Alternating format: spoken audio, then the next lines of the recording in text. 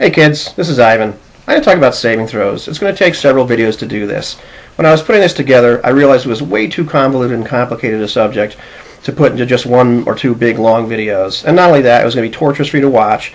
And every once in a while, you kind of need to stop and think about what you've heard, because I know I certainly did just putting this together.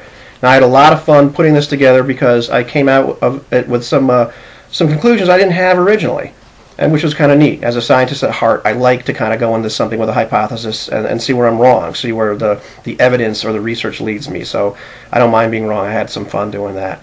Now, I realized putting this together into some kind of cogent outline that at any given point, this is so convoluted that you're going to be pulled in 8 different directions. I was. And you're going to all of a sudden say, what about this? What about that? You forgot to mention this or that. So I'm just going to say relax. I'm probably going to cover it later. And if I don't cover it, or if you think I've come to some really wrong conclusions or missed something, just post something, or give me a line. It'll be fine. Now, detractors of old school saves will say they're too arbitrary. They've got these weird, categories, spells and rod, staff, wand, and paralyzation, poison, death magic. What the heck is all this kind of stuff? Not only that, but between Advanced D&D and Basic, the categories are a little different. Basic has a category called Magic Wands, all by its lonesome. Paralysis is in one category in Advanced and a different category in Basic. What's going on? It's not consistent at all. Now, I understand that. There's detractors of D20 or Pathfinder type mechanics will say something a little bit different. They'll say that the saves are just too general. And the Fortitude, Reflex, Will saves, they're too general. They don't really mimic the original progression of how the classes kind of acted in terms of how they saved.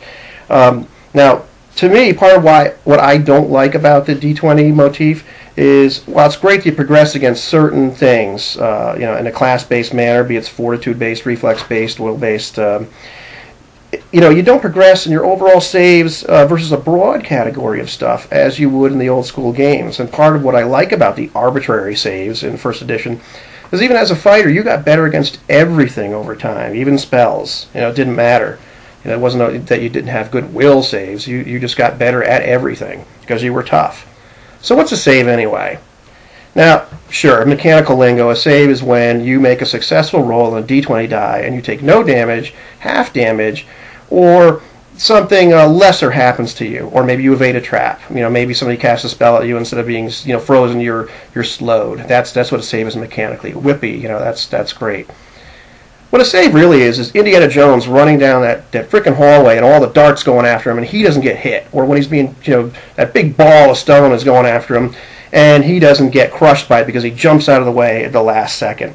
It's like when a rattlesnake bites you and you jerk away so fast it doesn't inject you with poison, or because you're so darn tough the poison doesn't kill you. That's what a save is. When you're so well versed in magic, and when somebody casts a spell at you, you're able to just push it back where it has no effect on you.